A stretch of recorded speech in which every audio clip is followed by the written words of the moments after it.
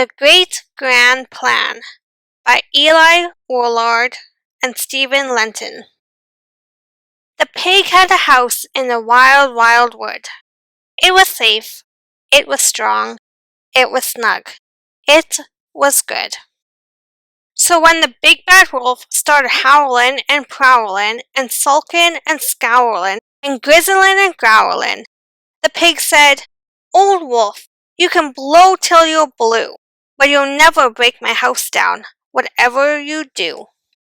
The wolf simply glared and then slunk slowly away. But there on the pathway the very next day, the pig found a note that said, "Top secret plot. 1. Eat the 3 little pigs. 2. Gobble Red Riding Hood's Gran nice and hot." "No!" cried the pig.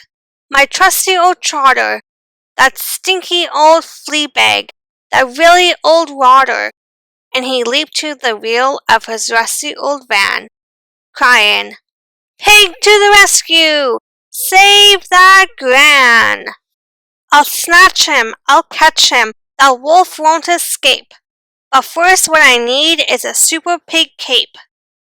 So he dashed through the town until he came to a stall. They hadn't a cape, but they gave him a shawl. Then he leaped to the wheel of his rusty old van, crying, "Pig to the rescue! Save that Gran! I'll have to be sneaky. I might have to spy. Binoculars! Yes, I should give them a try." So he dashed to the shop, and there weren't any there. But he did find rather fine specs, the last pair. Then he leaped to the wheel of his rusty old van, crying, "Pig to the rescue! Save that Gran! I'll swoop on the wolfie, I'll hoop him, I hope. But now what I need is some lovely strong rope." So he dashed to the city, the shops were so full, and the rope was sold out. But he did find some roll.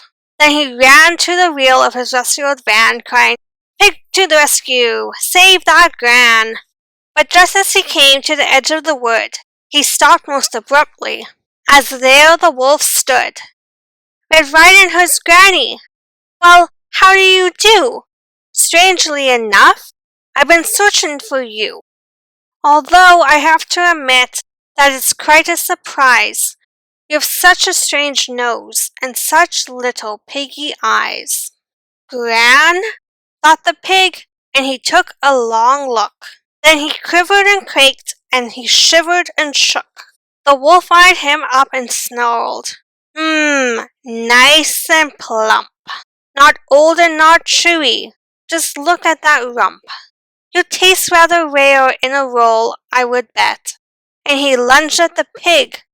But then, down came a net, and there in the wood was Red Riding Hood's Gran, who cried, "Think we can't catch you?